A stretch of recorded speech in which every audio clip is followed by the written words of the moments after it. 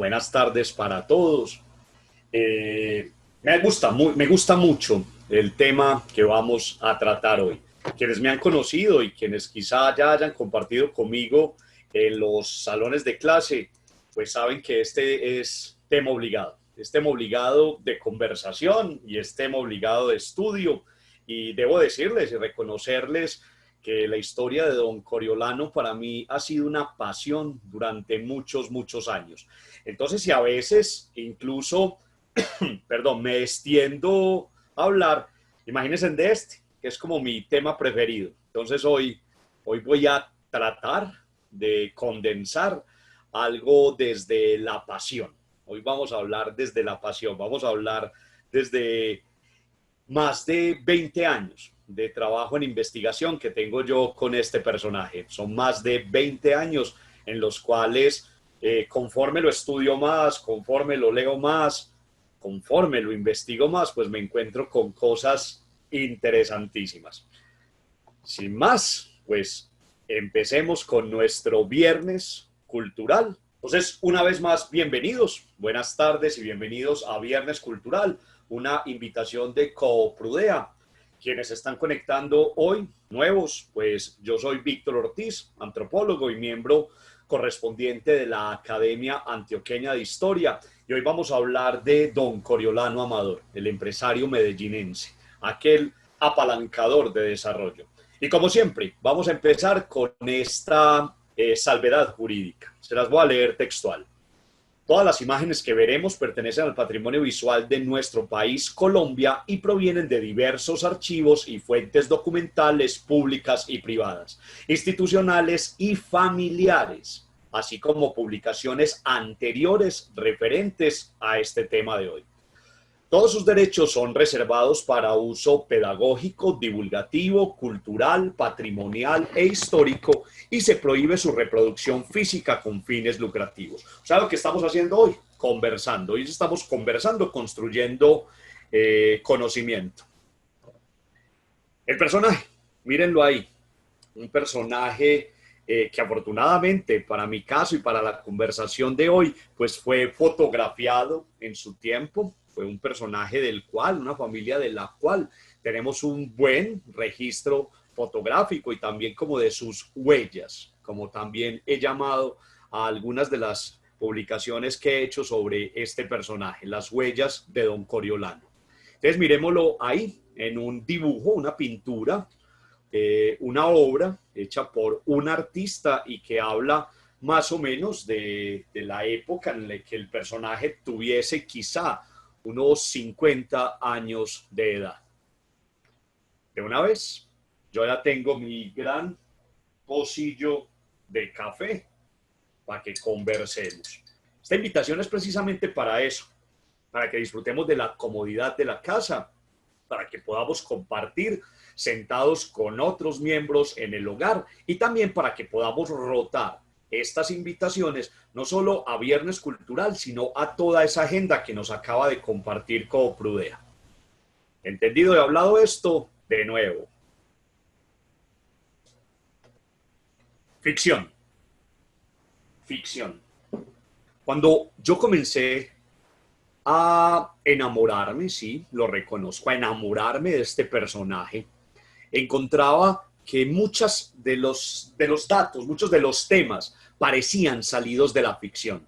Parecía como que no diera crédito a lo que yo estaba leyendo o a lo que me estaban contando.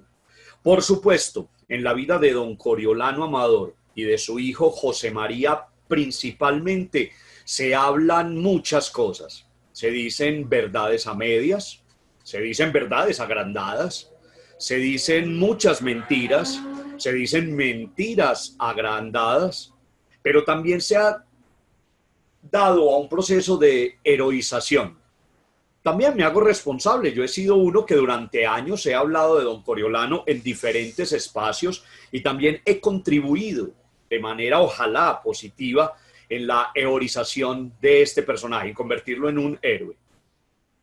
También hemos dicho muchas imprecisiones, me meto ahí, hemos dicho muchas imprecisiones. Entonces es un personaje que merece ser tratado con todo el tacto y que merece ser tratado con la rigurosidad que nos debe dar la rigurosidad histórica, ¿cierto? Me enredé ahí en ese término. Tenemos que tratarlo rigurosamente. Por eso encontramos muchos elementos de ficción. Pero aquí vuelve y me sirve algo interesante. ¿Qué es la ficción?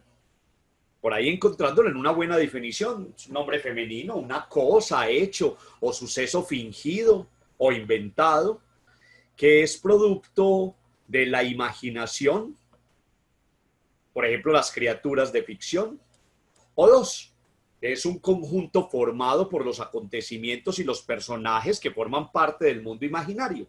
Un ejemplo, dicen que la realidad siempre supera la ficción. Esto resume este inicio con que yo quise dar, ¿cierto? Este punto de partida. ¿Es irreal? Sé que es real, hay verificaciones, hay incluso fotografías, pues todo eso, pero para mí sigue siendo ese elemento cuasi cinematográfico, casi con un asidero a la irrealidad, la vida de este personaje. Yo quiero, como a partir de este momento, que ustedes me regalen en casa mucha imaginación. Imagínense en esto en ese momento. Estoy hablando del siglo XIX. Este señor muere a comienzos del siglo XX. Ya se cumplió más de un siglo, ya tenemos un siglo de la muerte de don Coriolano. Entonces, la historia es años atrás. Comencemos con su nombre. Les presento a don Carlos Coriolano Amador Fernández. Coriolano. Qué nombre más raro. Ese nombre se le enredaba. Don Carlos Coriolano, les estaba hablando del nombre. Un nombre que todavía y en su tiempo se nos enredaba en la boca. Coriolano. Coriolano. Qué nombre más extraño. De hecho, lo he encontrado escrito y lo he escuchado de todas las variantes posibles. Coreano, coriolano, ¿cierto? Que es la manera en que está bien escrita. Entonces, lo que quiero explicarles en este momento es que la manera más fácil, como yo lo aprendí alguna vez de Mariana Arenas, una buena amiga, es que repitiera el orden de las vocales. I-O, Coriolano. Un nombre entonces, como dije, que se le enredaba en la boca a la gente. Entonces la gente en su tiempo y principalmente su familia prefirieron llamarlo el señor Amador o don Carlos o como otros lugares del país donde él tenía familiares, el tío Carlos. Pero la gente en su tiempo lo llamó Coro o el señor Amador. Aquí voy a hacer una aclaración que sería algo así como un retroceso, pero debo hacerlo 2 o 3 veces en esta conversación. Y es que aquello de burro de oro es un apodo contemporáneo. Aquello de burro de oro apareció en una carta, en una correspondencia familiar, ¿cierto? En un lugar en el cual uno de los tíos de su esposa, ahorita explicaré eso a mayor detalle, pues se refiere a este señor como un personaje de raquítica inteligencia con algo, ¿cierto?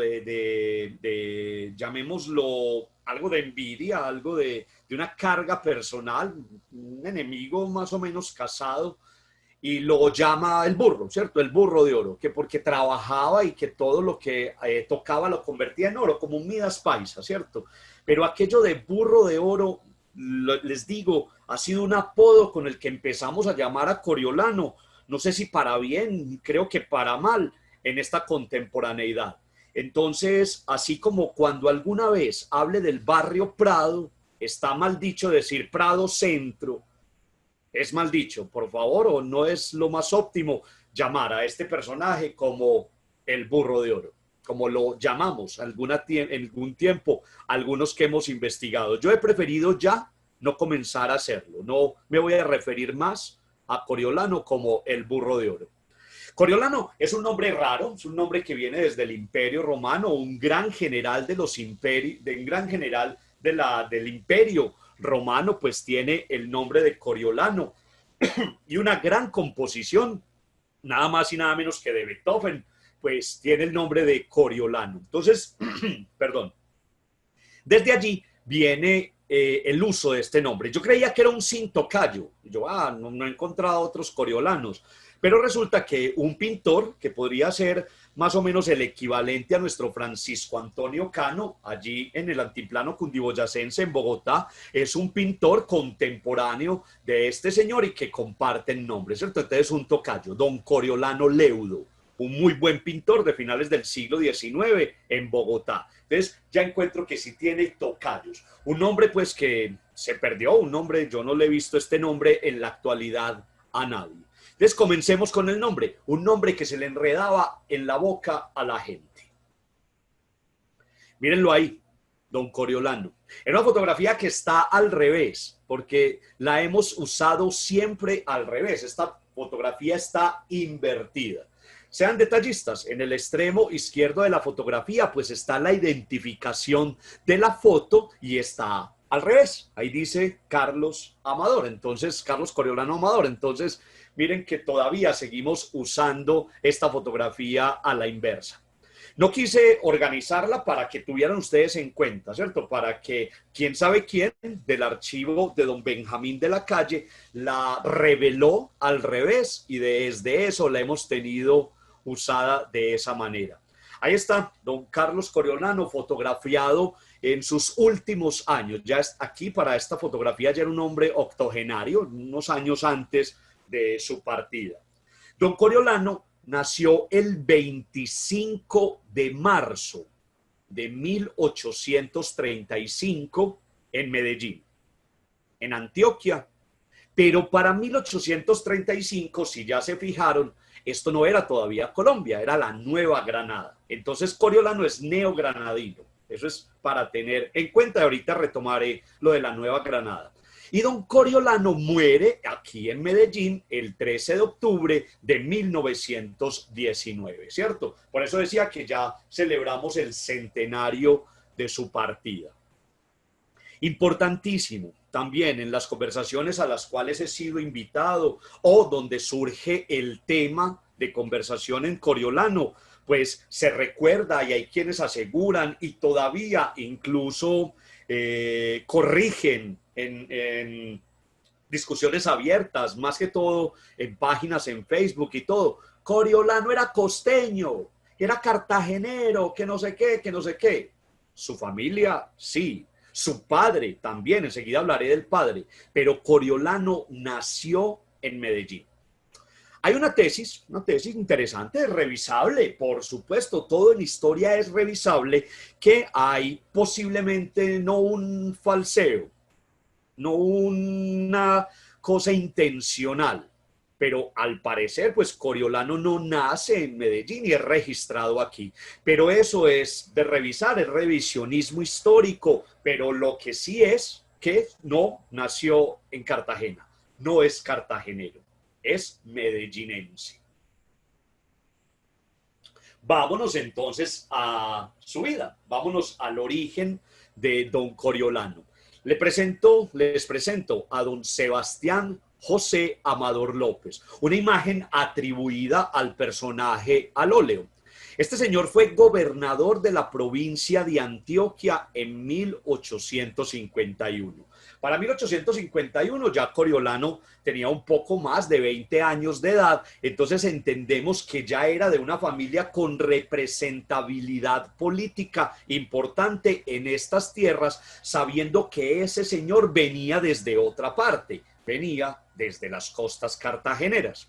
Este señor, don Sebastián José, nació el 20 de enero de 1810 en lo que se puede llamar Cartagena Turbaco, ¿cierto? Es unas poblaciones ahí cerca. Yo no conozco muy bien la geografía de las poblaciones cerquitas a la amurallada Cartagena, pero Turbaco y esto está muy cerca. En Bolívar. Y desconozco la fecha completa de su fallecimiento. Lo que sí sabemos es que es en el año 1866 en esta ciudad, en Medellín. Don Sebastián José fue un personaje importante en la Cartagena de aquellas épocas, pero fue también un personaje importante, reconocido, con una participación, como ya lo dije, económica y política importante en esta región. Entonces comiencen ustedes a hacerse esa imagen de cuál es el hogar de Coriolano, ¿cierto? Esto hace parte de el rastro, del paso de la familia Amador por Cartagena. Todavía hay Amador en Cartagena, es un apellido que no desapareció como desapareció en tierras antioqueñas, todavía hay Amador por tierras del antiplano, ¿cierto? En Bogotá. Pláceme este momento para saludar. Sé que se conectaron algunos de los Amador en Cartagena y por supuesto los Amador en Bogotá. Un saludo para ti, Rafael, un saludo para ustedes en Cartagena y principalmente para don Jorge aquí en Medellín. Entonces, estos Amador comienzan una vida muy representativa en Cartagena. El primer Amador que llega por tierras americanas viene desde Cádiz, desde la provincia de Cádiz en España.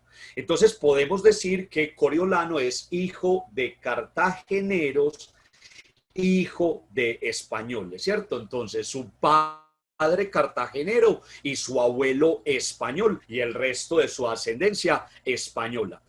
Los Amador en Cartagena se dedicaron a todo el asunto de la nacionalización de mercancías. Podríamos llamar entonces el surgimiento de la aduana. ¿Cuál era el tamaño de la casa Amador, la casa de importaciones que llevaba el apellido de estos señores, que muchos en la historia colombiana pues pueden denominarla como casi el origen de lo que podríamos llamar la casa de la aduana, ¿cierto?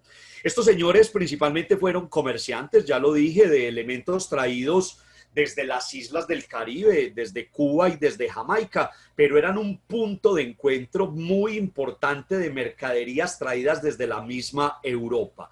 Estos señores tuvieron también una representabilidad importantísima en la Nueva Granada. Algunas investigaciones hablan incluso que la familia Amador posiblemente era o estaba entre las familias más ricas de Nueva Granada. Algo que también se cuenta de la familia Amador y su paso por las aduanas y la nacionalización de mercancías tiene que ver con el esclavismo, ¿cierto? También parte de los Amador inicialmente se dedicaron al comercio de esclavos. Hay que entender, aquí yo también hago aclaraciones cuando sean necesarias. Deploro el esclavismo, todo eso. Creo saber creo que entienden a dónde voy. Para la época, los esclavos eran una mercancía que daba mucho dinero, ¿cierto? Entonces ellos obtuvieron mucho dinero también con el comercio de personas. No lo estoy avalando, no estoy de acuerdo, pero estamos en esta conversación, ¿cierto? Entonces eran también mercaderes de personas, ¿cierto? Continuemos en esta historia. Aquí está don Coriolano, fotografiado en Hamburgo, en uno de sus viajes en el año de 1875. Importantísima esa fecha, 1875. No fue el viaje con el cual el personaje pasaría a la historia o tomaría un tiquete a la historia. Ahorita les explicaré más eso del tiquete a la historia, que es el viaje de 1899. Este es el viaje de 1875, donde es fotografiado en Hamburgo. Varios estudios que se han hecho y que tienen soporte en las entregas de dinero y las entregas de oro que hacía la Sociedad Minera del Zancudo, la empresa que representaba este señor y del cual era propietario con un mínimo de accionistas. Ahorita les explicaré también el Zancudo. El Zancudo le gira para poder hacer este tipo de viajes, este viaje, una suma Impresionante. Hablemos precisamente de eso, para que de pronto no se me queden datos en el tintero y les quede debiendo datos. El viaje de Coriolano de 1875 le mereció una de las quiebras a la empresa minera del Zancudo. Los que se quedaron aquí, administrando aquí, le daban avisos a Coriolano que estaban al borde de la quiebra. De todas maneras, este viaje sirvió para traer y para tecnificar y para poder darle un nuevo rumbo a la sociedad.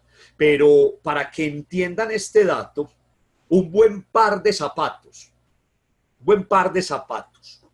traídos de Estados Unidos o de Europa. Aquí no había un desarrollo de la marroquinería fina para 1875. Había unos zapateros, pero no era un buen par de zapatos. Un buen par de zapatos para el año 1875 podrían costar unos 25 centavos. 25 centavos. Pero oígame esto. Con 25 centavos, una familia de unas 4 personas podían comer medianamente bien de 3 a 4 semanas. O sea, un mercado para un mes, no un gran mercado, para un mes.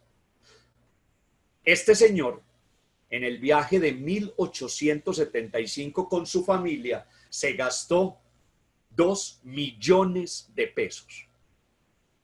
Hagamos cuentas. Ojalá yo entendiera eso de la devaluación del dinero y todo eso para poder tratar de decirles cuál sería la cifra. Pero imagínense, en 1875 este señor se gastó un aproximado de 2 millones de pesos en un viaje. El suegro. Esta historia es importante contarla con el suegro, ¿cierto?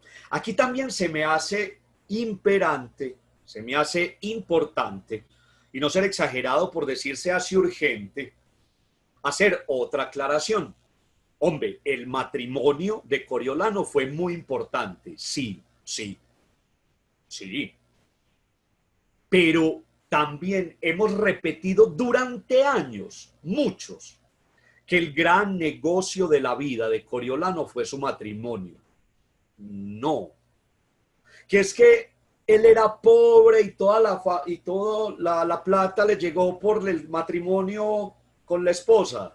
No. Quiero que entendamos en este inicio de esta conversación que Coriolano ya venía de una familia que sabía hacer dinero. Una familia muy culta, una familia, ya lo he dicho 10 veces, muy representativa en muchos aspectos, que desde muy joven Coriolano tenía, llamémoslo, fortuna propia. Nunca conoció la pobreza. Coriolano nació en una familia muy acomodada, con mucho dinero, desvirtuando completamente la ecuación de siempre, que los ricos antioqueños y gran parte de los ricos colombianos fueron campesinos con plata. Coriolano no. Coriolano nació rico y murió rico. Cuando se casó con Lorenza, tenía fortuna propia, pero también una gran inteligencia para manejar lo que por ley le tocó. Haciendo esta aclaración voy a continuar. Él es el suegro. Él es don José María Uribe Restrepo. Don José María Uribe Restrepo fue gobernador de la provincia de Antioquia y varias veces senador por esta misma provincia. Él vivió entre 1790 y 1854. Don José María Uribe, oriundo del sur, de Envigado, se casó 2 veces y de ambos matrimonios solo hubo una hija, Lorenza, esta protagonista importantísima de esta historia.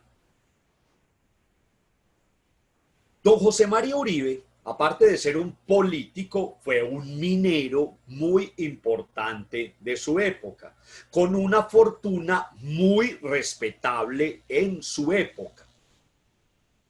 Él era el dueño de más de la mitad de las partes de la mina El Zancudo. La mina El Zancudo fue una mina importantísima, estoy hablando del momento de José María Uribe, Miren que no dije sociedad minera, dije la mina. La mina era muy importante en la explotación de minas en Antioquia, ¿cierto? Haciendo a este señor muy, muy rico y algunos pocos asociados con él. Cuando él entonces muere, los asesores, algunos de sus hermanos, algunos de sus allegados y por supuesto abogados, esto es un asunto de litigios y todo eso, pues ven en única heredera a Lorenza y ven también que hay una participación de herencia a la segunda esposa de José María. Entonces, pagadas las deudas, entregado no sé qué, Lorenza es la única heredera de este señor. Se las presento con su nombre completo cuando se firmaba de casada en los documentos notariales. Se firmaba de casada Lorenza Uribe Lema Restrepo Álvarez del Pino de Amador Fernández. ¿Ah? Ella nació en el sur del Valle Aburrá, población de Envigado, ella es de este lugar, su familia es de allí, hacia el año 1843 y le sobrevive a Coriolano un año. Hacia 1920-21 muere Lorenza. Esta fotografía es del año 1870. Aquí se me hace también otra vez necesario una lección de historia cortitica. ¿Se acuerdan que nuestras abuelas y de pronto el caso de algunas de nuestras madres no tenían cédula? Tenían cédula de ciudadanía. Recuerdan que ellas no tenían acceso al voto. Las mujeres en Colombia no votaban. Y así, un abanico muy grande de privaciones en cuanto a derechos y legítimos derechos que tenían solo por ser mujeres. ¿A dónde voy? Lorencita, como le llamaron en vida, Lorencita era la hija única de un gran heredero, ¿cierto? Perdón, la hija única heredera de una gran fortuna que la hacía ser la soltera, óigame en esto, como que esto fuera un mercado, ser la soltera más apetecida de la región. No solo querían emparentarse con Lorenza por la fortuna, también por la representabilidad política que significaba la familia Uribe Restrepo. A eso unámosle entonces las leyes de la época, la imposibilidad legal que recaía sobre las mujeres para manejar sus propios bienes. Las mujeres no podrían manejar su propia plata. Y en el caso de las tan ricas como Lorenza, tenían que valerse de la figura del albacea, una persona que les manejara el dinero. La ley rezaba que en el caso, ¿cierto?, de estas huérfanas, de estas ricas herederas, perdón, pero la ley rezaba antes que era el padre el que manejaba el dinero de las hijas, era el papá. En ausencia del papá, eran los hermanos mayores quienes manejaban el dinero de las hermanas. Entonces, miren, ella era huérfana, ¿cierto? No tenía papá. Y por ser hija única no tenía hermanos mayores. ¿Quiénes eran entonces quienes manejaban el dinero? Óigame en esto. El cura de la parroquia. El cura de la parroquia era quien manejaba el dinero de estas herederas a la esperanza de ¿qué? Ojalá un matrimonio. ¿Pero a la esperanza de qué? Que ellas, terminaran en una comunidad religiosa y con ellas todo su dinero. En el caso de Lorenza, entonces, fueron varios de sus tíos quienes manejaron y quienes de una u otra manera organizaron el matrimonio con Coriolano. Al momento del matrimonio con Coriolano, entonces él se convierte en el albacea de los bienes de Lorenza, que le llegan por la dote. así se llamaba esta costumbre, era incluso un elemento amparado desde lo legal y era todo lo que la familia de la esposa, ¿cierto? Perdón, de la prometida, de la novia, entregaba a la familia del novio o al novio para que le siguiera garantizando el tipo de vida a la cual la señorita estaba acostumbrada. Entonces, volviendo a hacer esta aclaración, Coriolano tenía mucho dinero, pero cuando se casó con Lorenza, vio duplicado, quizá triplicado, un patrimonio familiar, no personal, familiar, porque ya era el patrimonio de la familia recién creada, Amador Uribe. La inteligencia para los negocios, quizá la suerte, quizá muchos aspectos aquí hacen entonces que, y gracias a los registros contables, ver que en un par de años Coriolano había duplicado y con el tiempo triplicado todo este punto de partida, que vuelvo y reitero, es un patrimonio familiar. Es ahí donde hemos malentendido y donde hemos repetido sin cansancio, que es que era pobre y todo venía de la plata de ella. Que es que él era un avivato y le quitó toda la plata a ella. He escuchado incluso, no, es que la dejó pobre y la abandonó. Y yo, no, esa es la marquesa de Jonobó. O sea, la gente va entendiendo, miren yo tan despectivo, vamos entendiendo las cosas desde la historia como no es. Aquí están fotografiados por don Gonzalo Gaviria el mismo día. Miren entonces, comparen ahí en casita cómo se repite el florero, ¿cierto? En estas dos tomas. Quiero que por favor en la memoria, en la retina, se lleven la imagen de él. Miren el rostro de él. Mírenlo ahí en casita, en la pantalla. Mírenlo ahí y recuérdenlo porque ahorita se los voy a volver a mostrar. Entonces se unen en matrimonio, un matrimonio celebrado en Medellín, un matrimonio entonces donde debió asistir lo más granado de aquella sociedad, lo más importante, y nacía entonces esta parentela, los Amador Uribe. Aquí Lorenza fotografiada en París, en uno de sus viajes por Europa.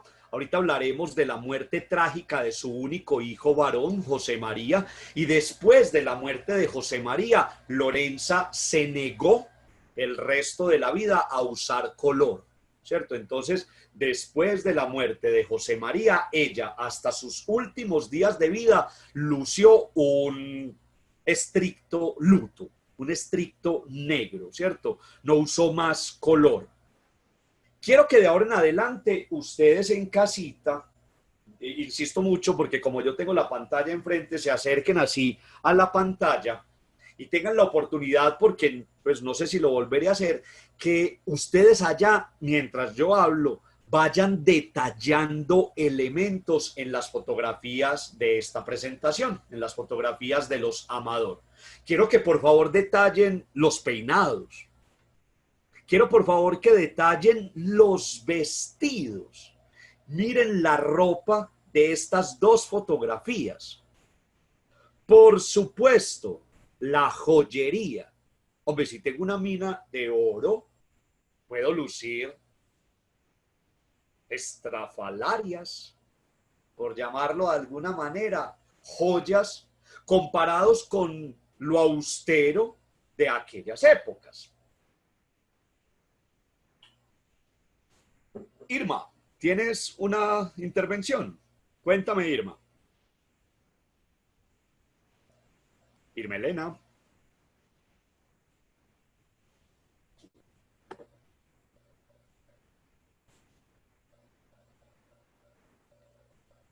Santiago, Irma como que había levantado la mano, pero ¿continuamos o qué?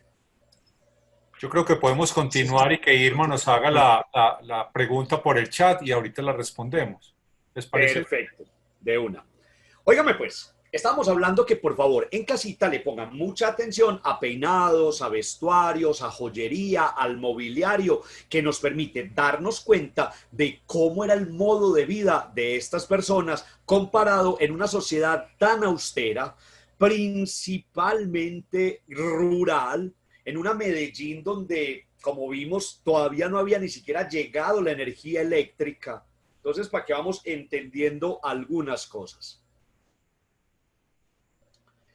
En aras de tiempo, porque no hacerle justicia a un personaje como se debe, ¿cierto? No voy a entrar en profundidad en algunos aspectos de la vida personal o de la vida empresarial de don Coriolano, pero para hacerle justicia los voy a esbozar para que ustedes se hagan una idea del aporte que hace este personaje a la historia.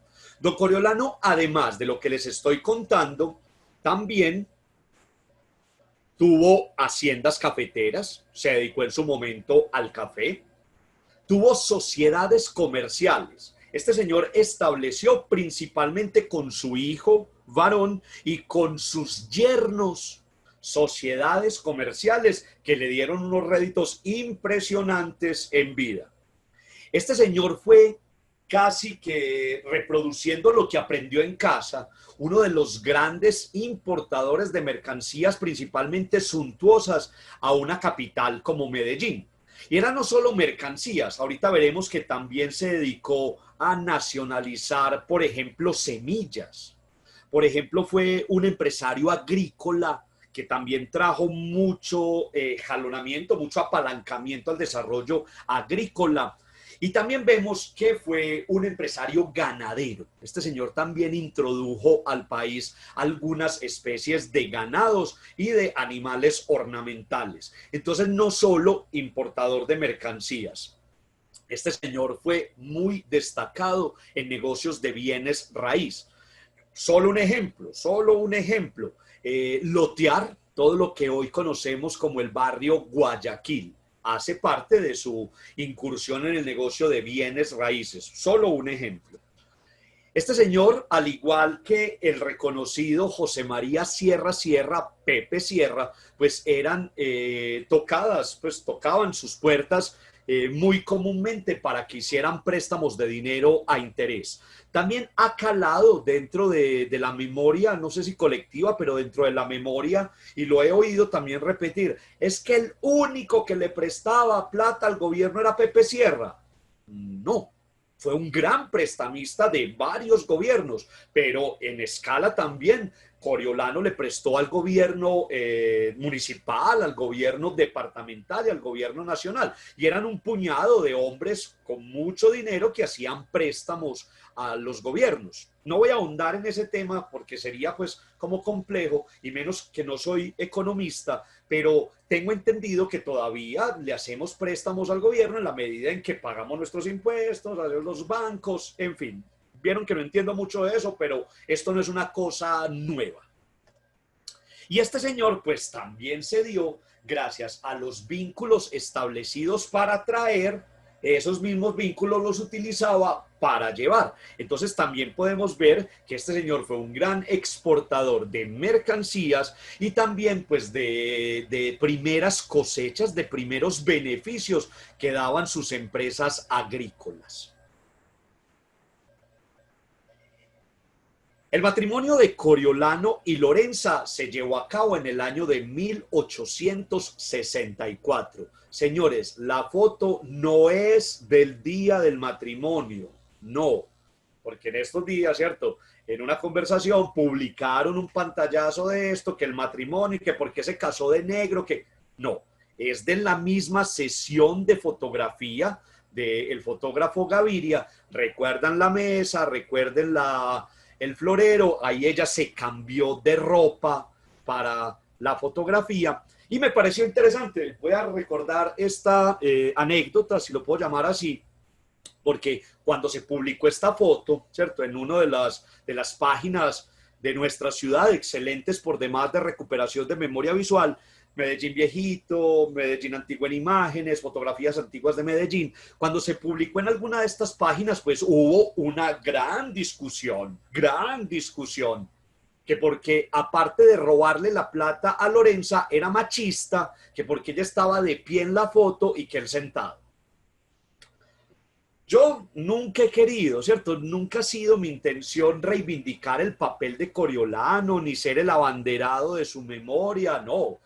Como miembro de una academia de historia, como antropólogo y como ciudadano, he querido investigar y ahondar en la vida de este señor. Entonces, es explicarle a personas que vemos cosas en toda parte, explicarles que no es un asunto machista, que es un asunto de fotografía, donde un fotógrafo muy posiblemente le dice a una mujer o una mujer se pone de pie para que luzca su vestido.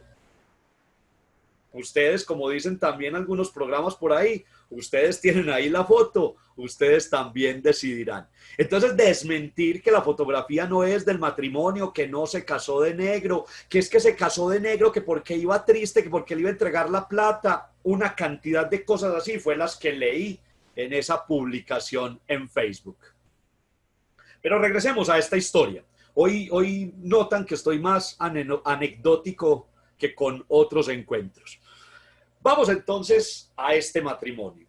De la unión de Coriolano y Lorenza, del matrimonio de Coriolano y Lorenza, nacen 7 hijos, 6 mujeres y un único varón. En el orden que les voy a decir es su orden de nacimiento. La mayor, Judith, casada con Gabriel Martínez. Raquel, casada con Rafael Carrasquilla. Magdalena, casada con José Vicente Maldonado. Alicia, casada con don Lisandro Posada. Eugenia, casada con don César Piedrahíta. Carlina, casada con don Mario Uribe. Y en tercer orden de nacimiento, su único hijo varón, don José María, casado con Sofía Llano. Todos ellos, pues, casados con personajes, con personas, con hombres, y en el caso de José María, con una mujer, representantes de la élite de su momento. Hay que entender no solo con la familia Amador, y digo ay, es de pronto haciendo un esfuerzo que muchas veces los matrimonios en esta época y entre familias con tanto dinero y entre familias con aspiraciones políticas tan claras, el amor venía por añadidura. Entonces, las señoritas Amador, como las ven ustedes ahí, eran las solteras más apetecibles, más apreciadas, más en la sociedad de aquella época. Todas las familias de la región querían emparentar con los Amador, y qué mejor oportunidad que a través de sus hijos. Algunos de ellos tuvieron una prole muy grande, muchos de ellos tuvieron 2, 3, 4, 5 hijos, y me equivoco si una o dos de ellas, creo que una sola, no tuvo hijos, ¿cierto? Entonces se compensan los muchos nietos de unos con la ausencia de otros. Muchos hicieron vida aquí en la región, aquí, pero también otros hicieron vida por Bogotá. Es como el caso de doña Magdalena y don José Vicente, que hicieron vida por Bogotá, y eso es una historia interesante que me gusta contar porque, como la ven ustedes ahí, Magdalena y José Vicente Maldonado, pues casi que por una posesión particular de un objeto de Magdalena, es que nace el Museo del Oro del Banco de la República. ¿Sabían ustedes que alguna vez el Poporo Quimbaya, aquella obra tan importante de la orfebrería, que está en una de nuestras monedas, la moneda de 20 pesitos, ese poporo que está por detrás, pertenecía a doña Magdalena, y ella se lo vendió al Banco de la República para iniciar el Museo del Oro? ¿A que no sabían esto, sí o no? 7 hijos, emparentados entonces con familias importantísimas. Los yernos Amador fueron quienes continuaron con los negocios de las casas Amador, las casas de importaciones y todas estas empresas. Unos más que otros, pero principalmente los yernos Amador fueron quienes siguieron ahí. Miren las señoritas Amador, fotografiadas durante un desfile que se hacía en Medellín, que se llamaba el desfile del comercio. Ahí están en uno de los famosos carruajes de la familia, ahorita hablaré de eso, en un carruaje que le llamaron en su época el cisne. Así salieron ellas a desfilar en un carruaje cubierto de plumas y algodón. Y miren ahí el cochero que hace poquito, pues en una investigación descubrí que tiene nombre. Todos tenemos nombre, pero los personajes históricos o las fotografías o tristemente el servicio se va perdiendo el nombre. Y si se me olvida ahorita recordárselo, se los diré de una vez. El cochero se llamaba Joseph. José Joseph. Y era jamaiquino. Jamaiquino. Esta historia me encanta. Esta historia a mí vuelve y me trae al inicio, ¿cierto? A esa salvedad que hice al inicio. Me parece de ficción. Me parece una historia para no darle crédito. Pues me parece esa historia en la cual yo alimentaba como una sed muy grande para seguir investigando sobre este personaje. En la historia de Don Coriolano llega un conde, amigo suyo, personal, fueron socios, trabajaron juntos. ¿Cómo un hombre de Medellín, rico por supuesto, conoce en los salones de baile de París un personaje que pertenecía a la rancia monarquía, a lo que pudo sobrevivir de las familias de la monarquía europea, principalmente francesa? Estamos hablando de pues, después de la revolución y que rodaron cabezas, nunca mejor dicho. Yo siempre he querido, de eso no hay un registro, y me tocaría pegarme de lo que les dije ahorita, usen la imaginación, o que yo me diera una libertad para escribir ficción histórica. No hubo un fotógrafo que tomara la foto cuando se dieron la mano, no lo hubo. No hay un escritor que diera una descripción detallada de cómo fue que se conocieron. Se conocieron, firmaron juntos documentos como socios y un conde terminó por aquí.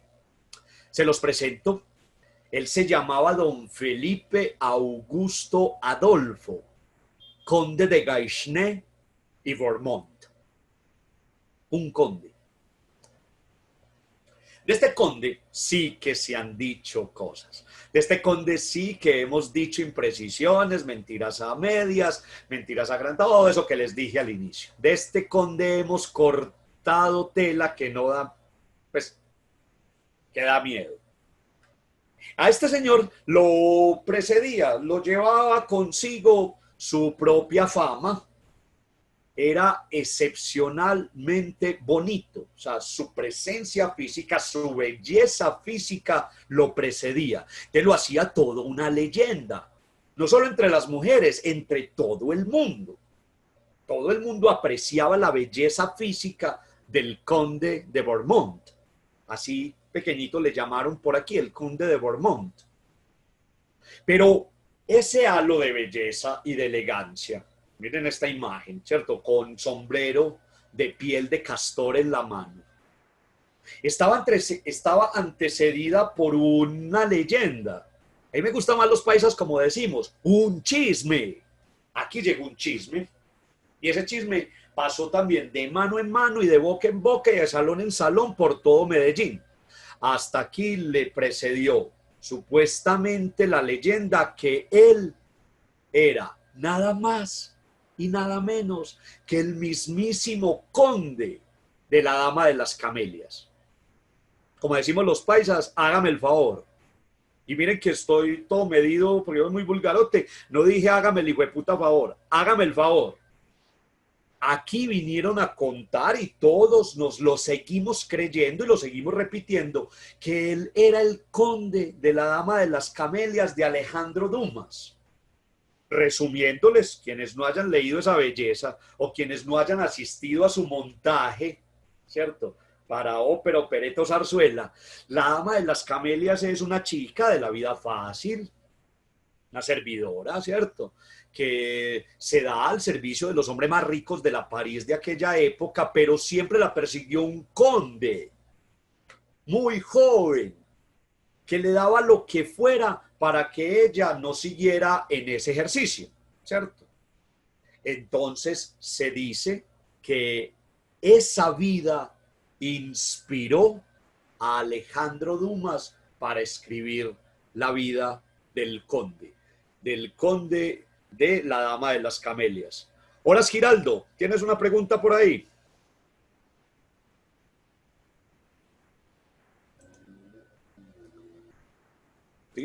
Vale. Entonces continuemos, que me alzan la manito y hay veces me desconcentran, pero no pasa nada, esto es también para que conversemos.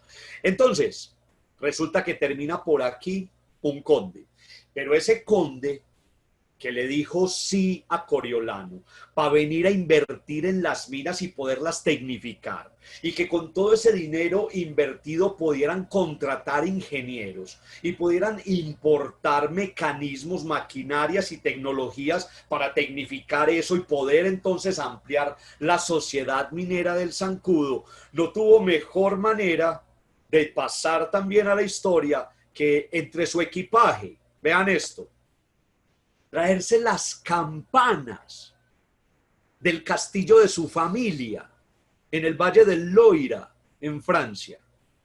Este señor se trae las campanas del castillo del Gaisné, ¿cierto? Y Borbón del condado. Recuerden que el conde es aquella persona que salvaguarda un pedazo de tierra del rey, un condado. Ese es uno de los títulos nobiliarios más altos que existen, de mayor rango. Y esas campanas están aquí.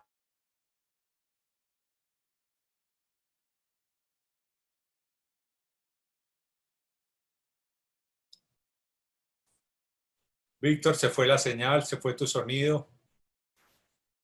Algo pasa. Aquí, si de cuenta mía, se van a robar las campanas. Pero era porque no sabemos, ojalá que no, pues esto es un mal chiste, pero ojalá que no, no sabemos que esa capillita salvaguarda ese pedazo de historia tan importante al asidero de la historia de nuestro.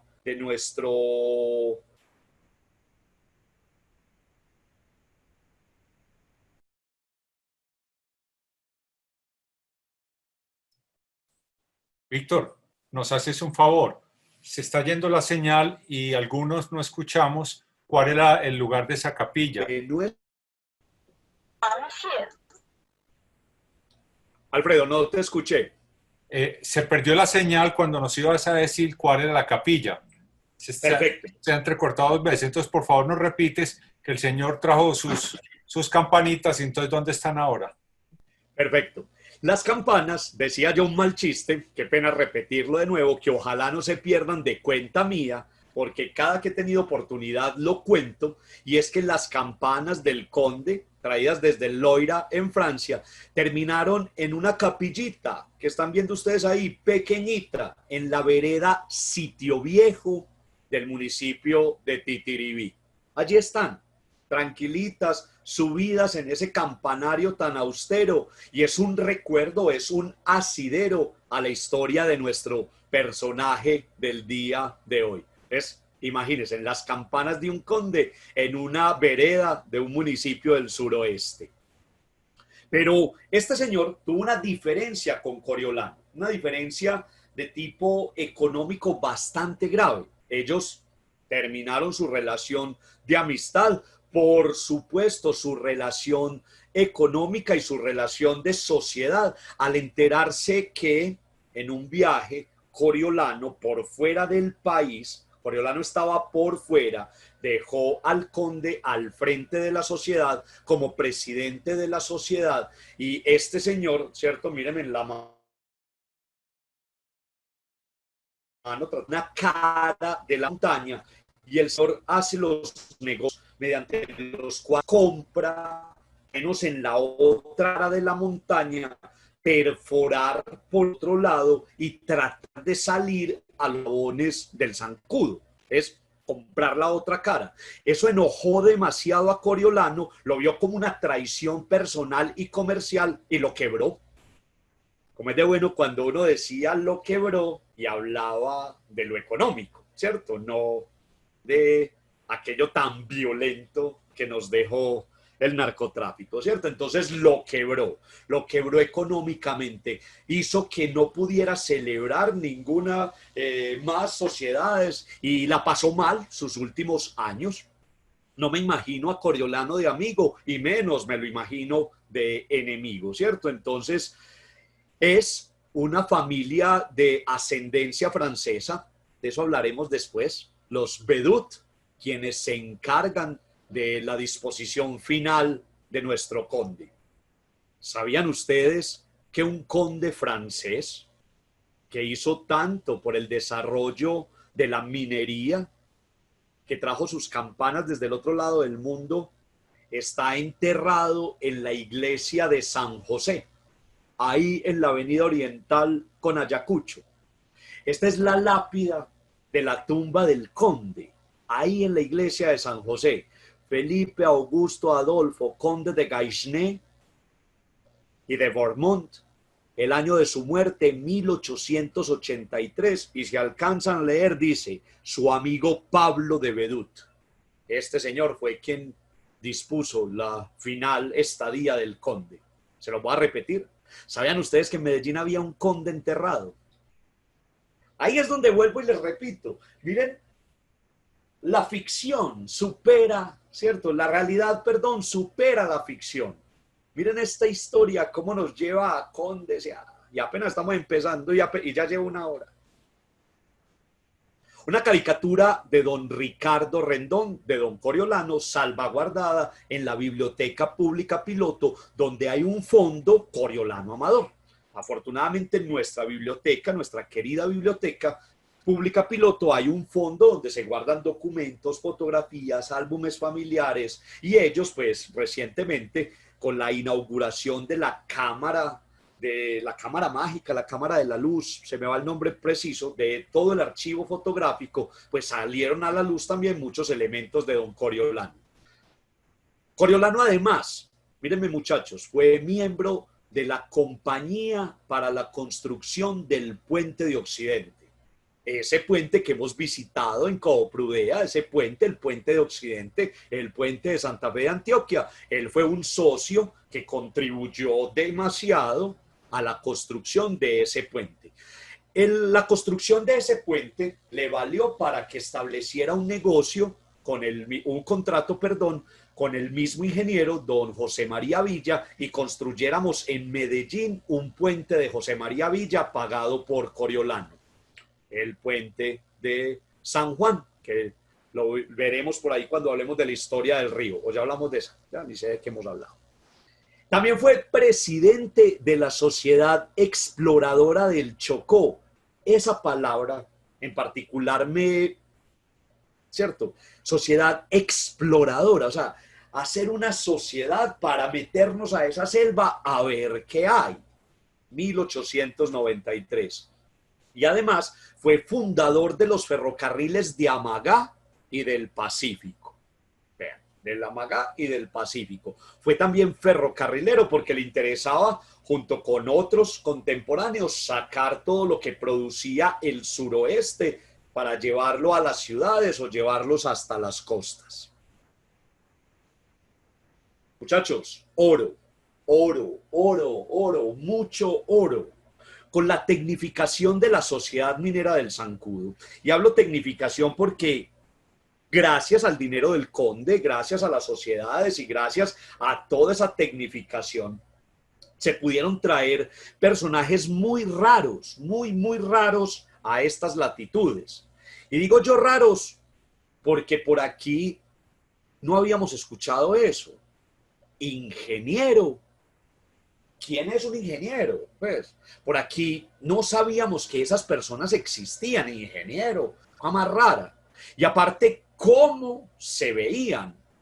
Los señores altos, con pelos claros, con barbas largas, con barbas claras, con ojos claros, y que hablaban enredado, ¿cierto? Enredado, así hablábamos en aquella época y seguimos hablando, hablaban enredado. Gracias a la sociedad minera de El Zancudo, varios de esos ingenieros hicieron incluso vida y todavía su descendencia está entre nosotros. Por mencionar algunos y que mi memoria no me falle, ojalá, para las minas del Zancudo trabajó Mr. Tyrell Moore. Tyrell Moore. Trabajó Reynold Pasca. Trabajó Lois Johnson. Trabajó Henry Hausler. Trabajó Reynold Pasca, Henry Hausler, Carl Greffenstein, ¿cierto? Entonces miren que algunos de esos apellidos todavía están entre nosotros. Ellos introdujeron los bocartes, introdujeron los hornos, permitieron todo eso, purificar la producción, ver que no solo se podían beneficiar de oro, sino que podían beneficiar otros metales. Fundían en el mismo lugar, hacían de una vez los lingotes, los marcaban. ¿Sabían ustedes que Medellín tuvo sucursal del International Bank of New York, del Banco Internacional de Nueva York? ¿Solo para qué? Para que la sociedad minera del Zancudo y otros ricos, por supuesto, consignaran en oro y ellos emitieran papeles, emitieran títulos valor que podían ser cambiados en las sucursales del banco en los mismos Estados Unidos o en Europa. Una sucursal aquí solo para que ellos consignaran el oro. Ese oro hizo de Coriolano eso que también hemos repetido mucho: el hombre más rico de la región, el hombre más rico de la ciudad, y muchos hemos repetido que en su momento Coriolano fue el hombre más rico del país en la transición del siglo XIX al XX. Aquí no es como la publicación de la revista Forbes, ¿cierto? Entonces, ¿quién tiene más? Entonces, que este no sé qué, que no sé qué. Siempre habrá quien diga, ¿cierto? No, Pepe Sierra esto, o Germán Saldarriaga del Valle esto, ¿no? ¿Cierto? Hay que entender que fueron muy ricos, muy, muy ricos, fabulosamente ricos, producto en este caso de oro. En otras invitaciones he hablado de cómo Pepitas Rojas, el café, ha hecho rico a mucha gente. A este señor lo hizo rico el oro.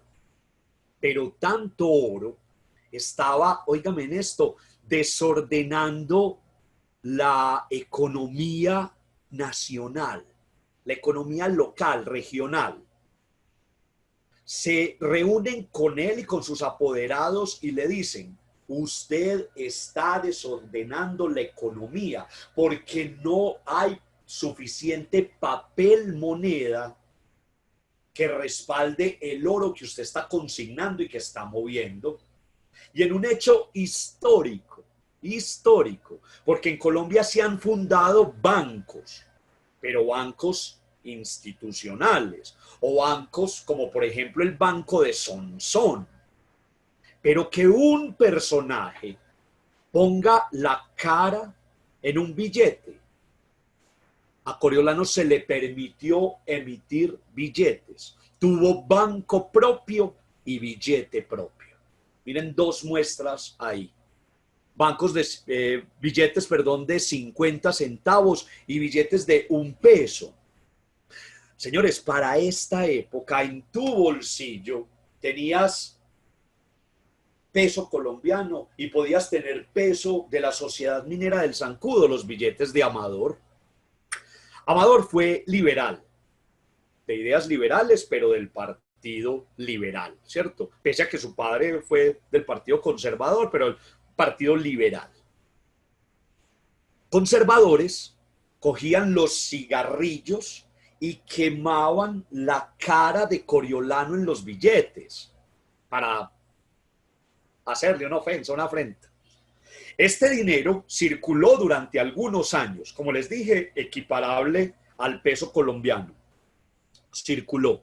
Y cuando se emitió desde la Presidencia de la República la prohibición de la emisión de otro papel moneda distinto del peso colombiano, fueron recogidos, para tristeza nuestra, en la Plaza Mayor, en el Parque de Berrío, fueron recogidos y fueron quemados en una hoguera pública. Eso lo obligaba la ley.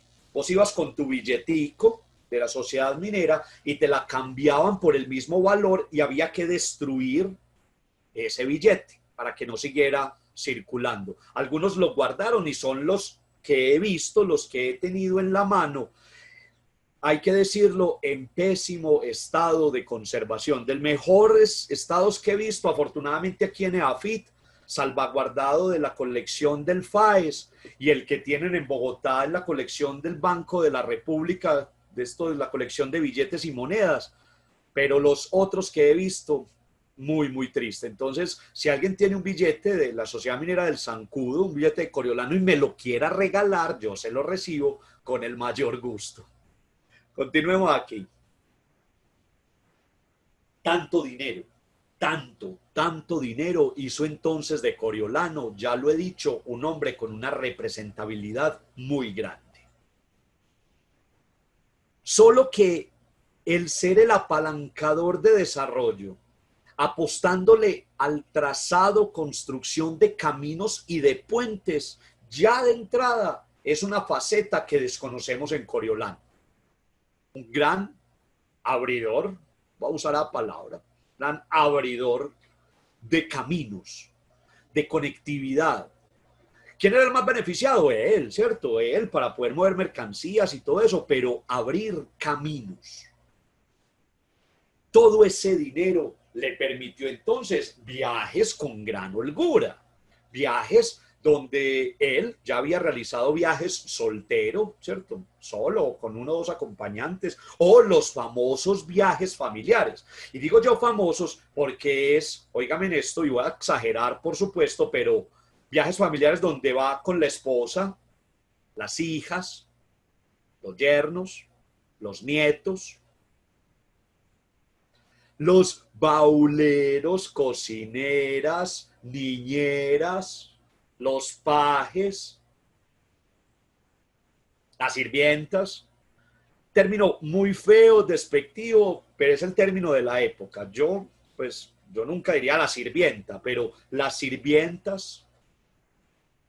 Tengo una historia muy interesante. Para documentar una de mis investigaciones, llegué a una familia que hoy vive más o menos en el sector de Caicedo, aquello de la toma, ya hablamos de eso con la llegada de la energía, y en aquel sector hay unos descendientes de Amador, de alguno de sus hijos no reconocidos o naturales. Ahorita cuando hablé de sus 7, se me olvidó hablar de sus más de 20 que se le atribuyen, en una época sin pruebas genéticas, por supuesto, donde a una persona reclamaba una paternidad por la forma de la oreja. Miren, es que tienen la oreja igualita.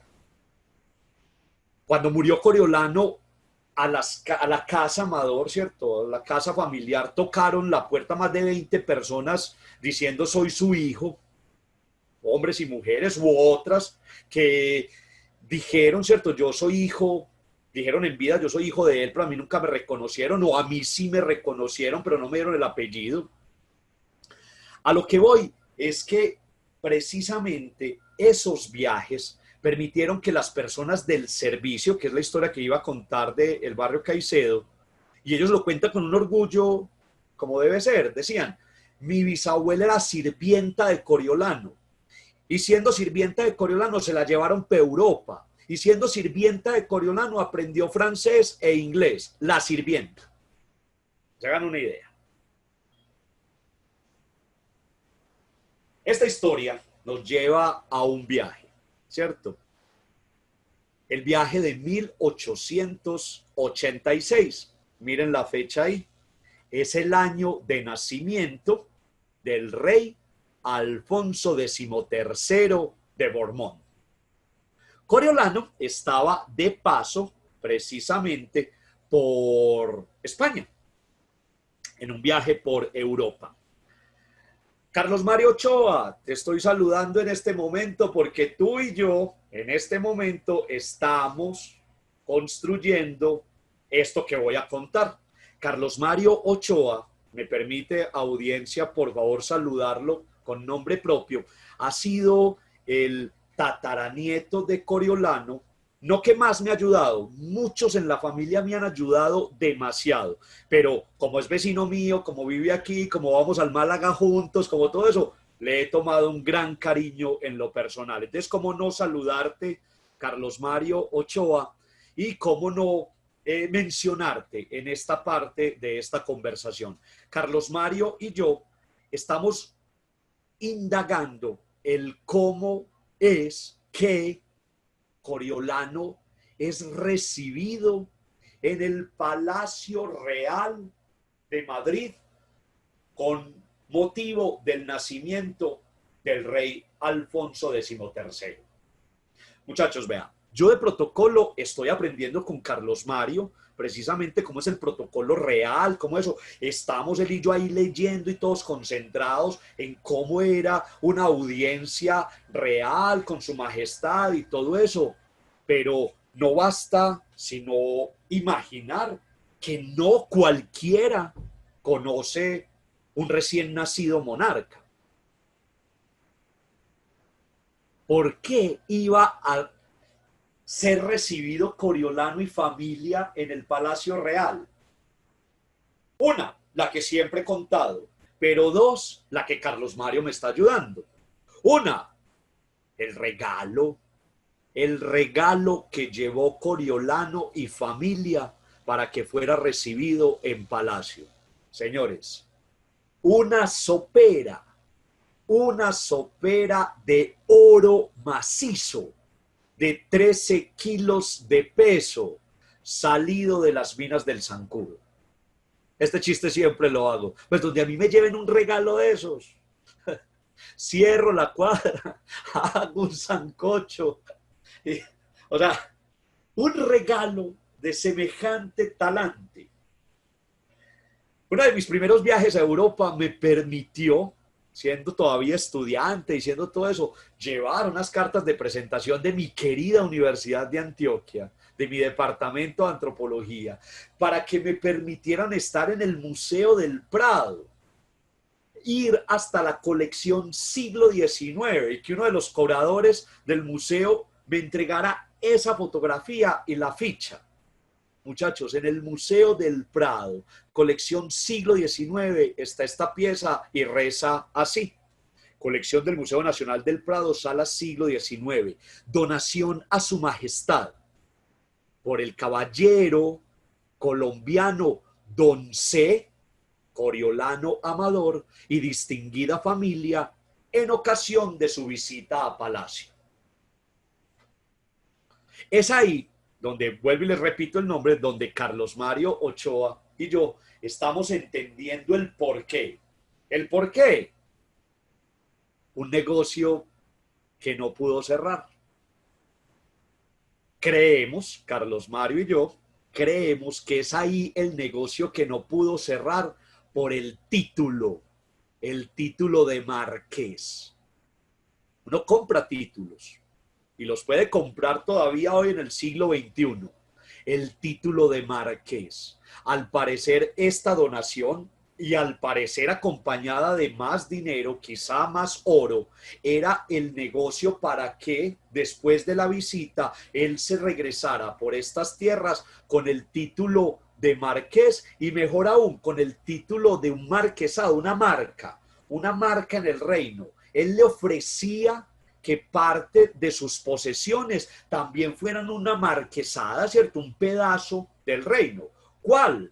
La hacienda Miraflores. Señores, estoy pegado de archivos y todo eso para poder publicarlo, porque al parecer estuvimos a nada de tener una marquesada, una marquesida, un marquesado en Medellín. El Marqués de Miraflores, Carlos Coriolano Amador Fernández, Marqués de Miraflores. Si podemos llegar a eso, Carlos Mario, usted puede ser el próximo Marqués de Miraflores. Usted va a heredar ese título, Marqués de Miraflores. Mírenlo ahí, fotografiado en París, en el viaje de 1899. Coriolano además fue presidente del Consejo de Medellín en 1883, por ende concejal de Medellín. Y fue diputado de la Asamblea de Antioquia por el Partido Liberal. Entonces vemos también que no hemos ahondado en la historia política y en la representabilidad y la representación y el trabajo político de Coriolano en su momento. Entonces también es ahí a quienes nos gusta este personaje un libro abierto. Bueno, Coriolano político. Fotografiado en París. Los palacios. Los palacios. Es aquí entonces donde puedo explicarles el por qué Coriolano se gasta 2 millones de pesos en un viaje. Este es el primer palacio Amador, construido por el arquitecto italiano Felipe Crosti. Felipe Crosti pasa por Medellín en un contrato fallido para hacer la Catedral Metropolitana y Coriolano pues aprovecha su paso para que construya el primero de sus palacios. Miren esa fotografía. Miren esa foto. Vemos la dimensión del primer palacio Amador. Era el edificio más alto de la ciudad, después de las torres de la iglesia de la Candelaria. Lo que voy a decir puede sonarles ridículo, pero era el rascacielos de aquella época. Los campesinos, y digo yo los campesinos no hablando despectivamente, no, todos éramos campesinos, pero un campesino venido desde una vereda bien alejada, donde por primera vez veía las torres de la iglesia de la Candelaria y después veía que había gente que vivía no solo en 1 ni 2 ni en 3 pisos. Era algo que asombraba en su momento. Miren simplemente el comparativo con el edificio de al lado. Medellín era una ciudad de un nivel, máximo 2 niveles de arquitectura española, colonial española, austera. Y este señor nos construye un palacio del Renacimiento italiano. Un palazzo como lo vimos en Verona, en Florencia. Y es sino que ustedes le pongan a eso agua al frente y haga de cuenta los palazos de los canales en Venecia. Un edificio italiano en la mitad de 4 cuadras y una iglesia, que era Medellín. Gracias al trabajo que estoy también realizando con Carlos, estoy aquí buscando tu nombre porque tu apellido es Bojanini, el segundo, pero gracias al trabajo que estoy realizando con Carlos, se me va tu primer apellido. Carlos, un arquitecto con quien también estoy trabajando en una investigación sobre Coriolano. Él me ha permitido, gracias Carlos, entender la dimensión real de este palacio. Voy a permitir, Alfredo, y me voy a permitir, invitados de Coprudea, pues darme aquí un pequeño pantallazo y un pequeño aviso parroquial. Estoy en la revisión de un libro sobre Coriolano, en eso llevo muchos años, pero gracias a los últimos tiempos he podido avanzar demasiado y ya lo veo cada vez más terminado y con ilustraciones que no traje hoy, ¿cierto? Y gracias a eso entendí la dimensión de ese palacio. Mírenlo aquí. Mírenlo sobre Ayacucho. Este edificio estaba en el crucero de la calle del Comercio con Ayacucho, que antes se llamó la calle de la Amargura y que antes Palacé se llamaba la calle del Comercio o la calle de San Roque, ¿cierto? Entonces, ahí está. Lo que hoy conocemos como Palacé con Ayacucho.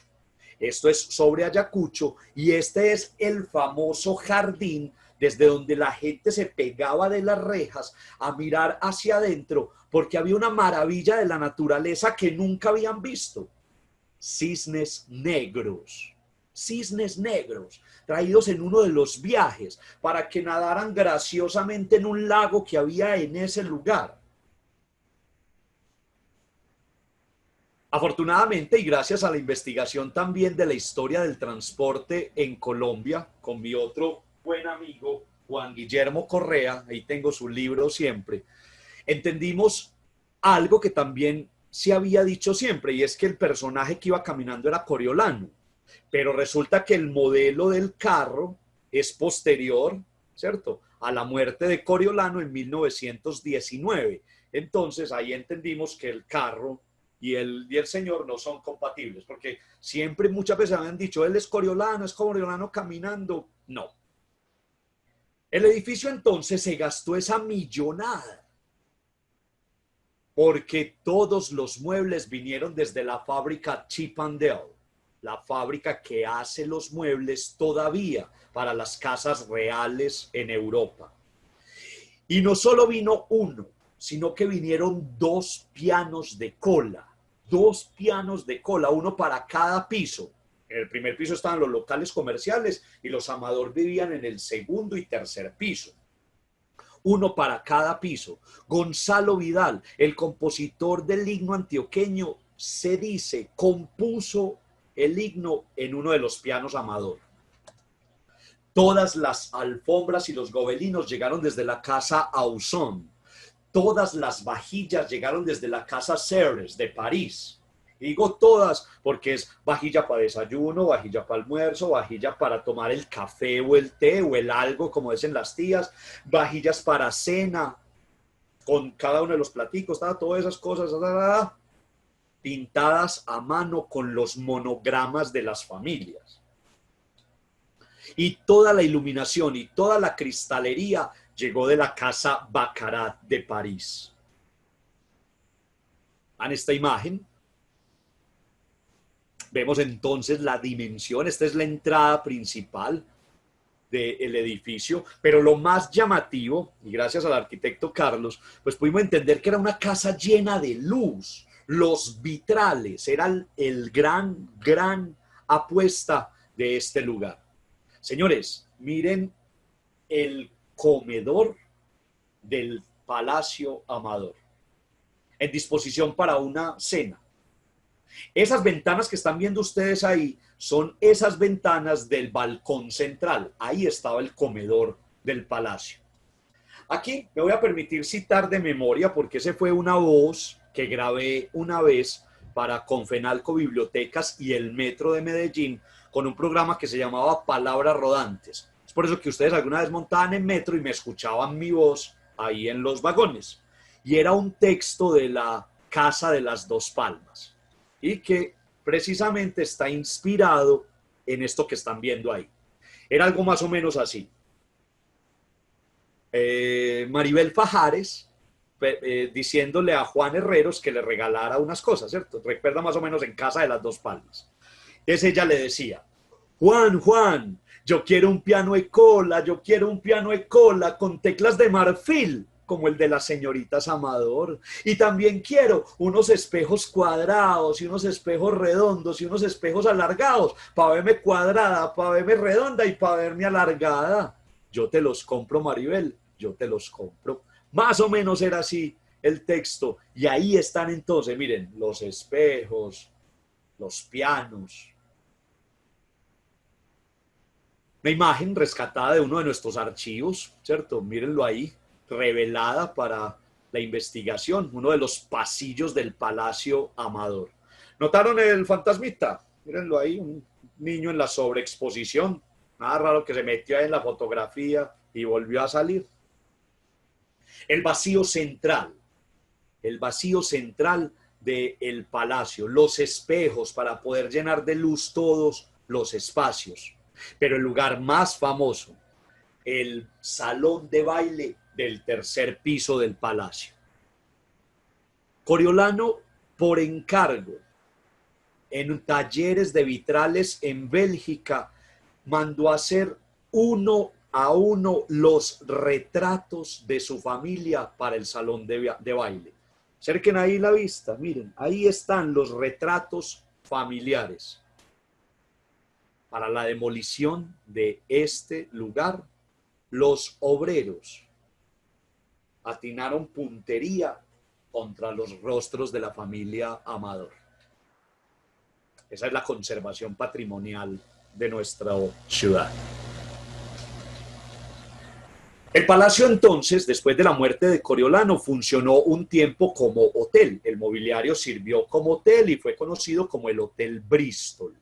Ahí en la mitad de toda esa banda que están viendo ustedes ahí está don Gonzalo Vidal en una de las presentaciones en el palacio. Había salón del brandy, había salón para mujeres, salón para fumar, salón de música, habitaciones, oratorio, todo eso lo describimos el arquitecto Carlos y yo en ese libro.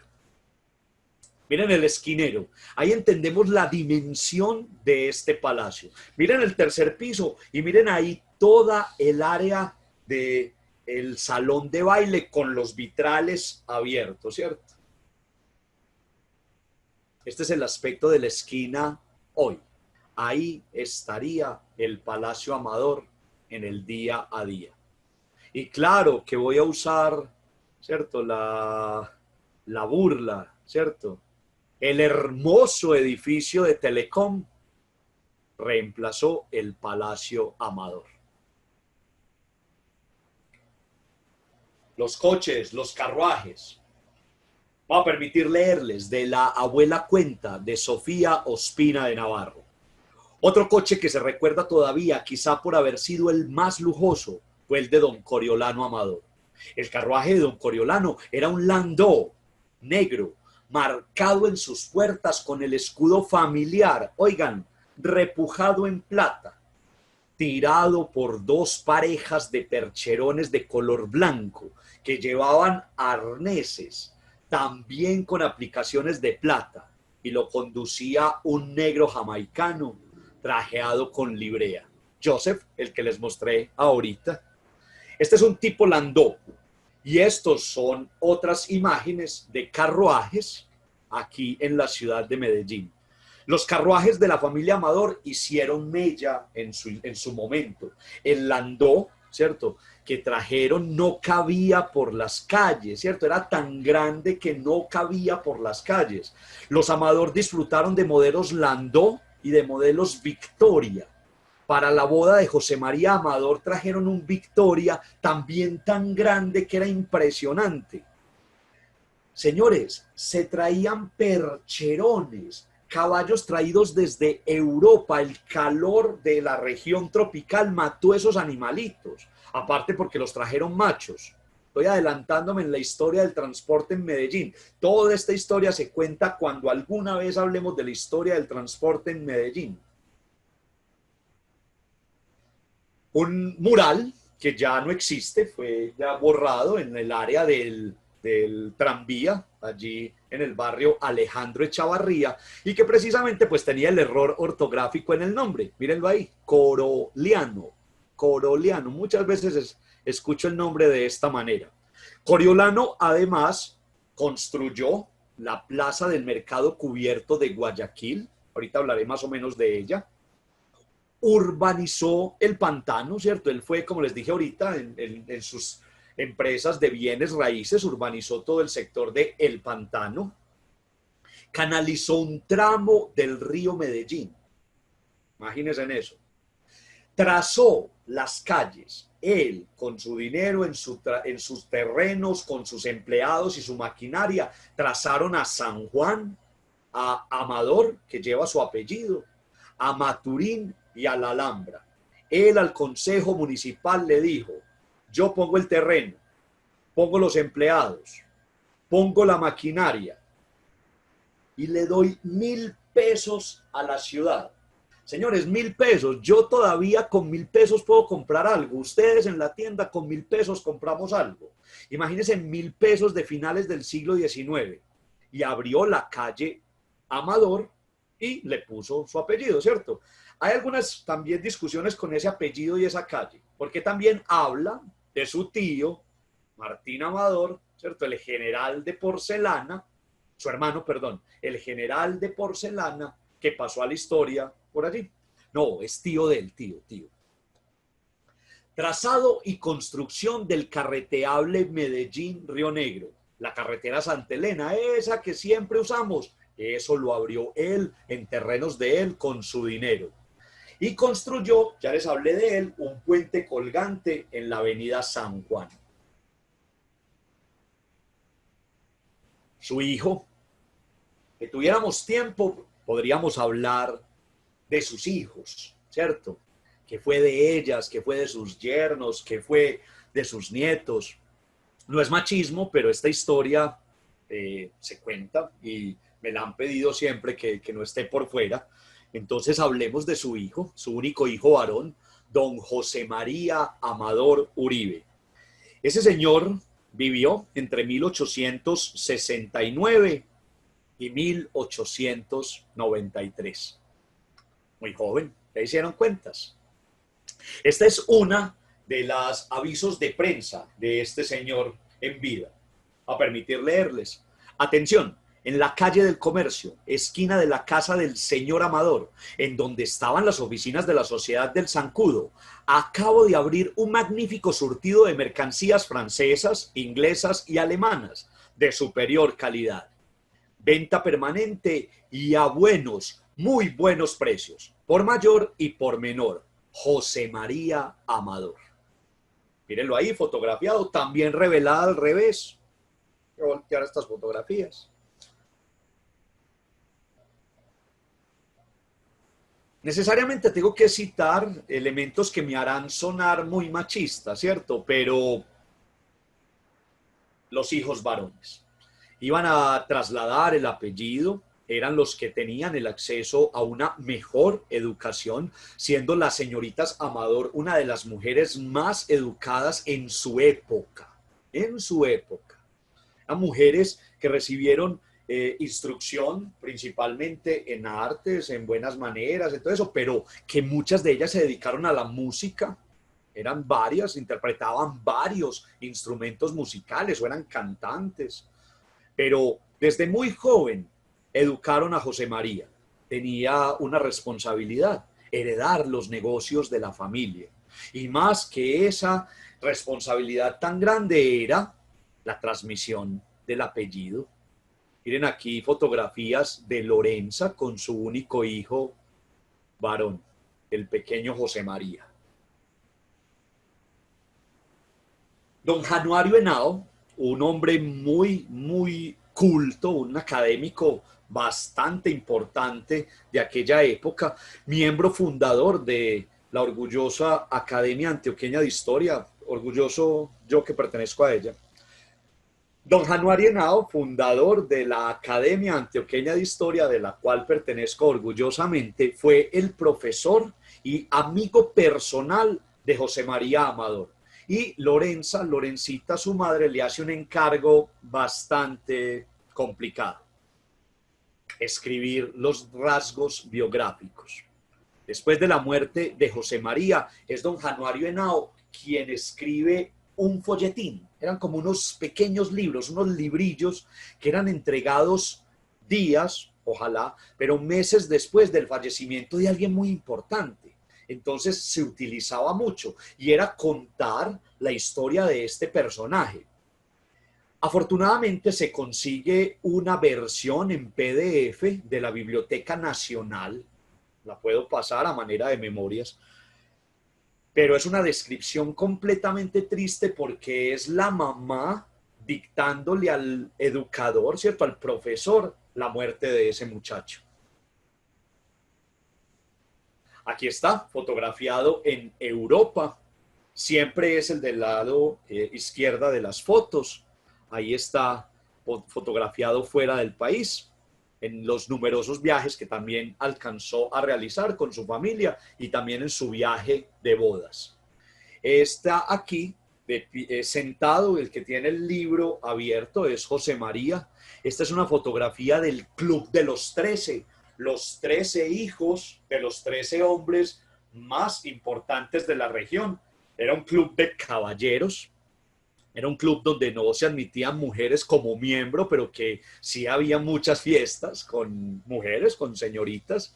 Este club tuvo por sede un edificio diseñado por Felipe Crosti también, afortunadamente entre nosotros en pie, el Hotel Magdalena, que fue conocido en su época como el Club de los 13, en el crucero de Amador con Carabobo, afortunadamente en pie, vuelvo y les digo. En el segundo nivel estaba el club y abajo había locales comerciales. Aquí, en una obra de piso a techo. Esta fue una obra publicada por la familia Viera Jaramillo, perdón, publicada como particularidades genealógicas. Siempre se me ha enredado esa palabra en la boca. De la familia Vieira Jaramillo Posada Amador, muy gentil, pues, gentilmente utilicé esta imagen de esa publicación donde se aprecia esta obra que es de piso a techo. O sea, esta obra se salvaguarda en una casa en Bogotá y es de piso a techo, ¿cierto? Esto se pintó fuera del país y está salvaguardada en Bogotá. El día de su matrimonio con una de las mujeres más ricas de la región. ¿Le suena esto? Se repite la ecuación. A José María lo casan con Sofía Llano, de los Llano de Envigado, fundadores de pueblos, también mineros. Ellas ya no tenían papá, entonces también huérfanas de padre. En fin, vuelven y casan a ellos, los casan en la Catedral de Medellín, una fiesta que se da en la hacienda de Flores. Y cuando termina la luna, cuando termina la fiesta, luna de miel. Los envían de luna de miel por Europa, el tiempo tomara.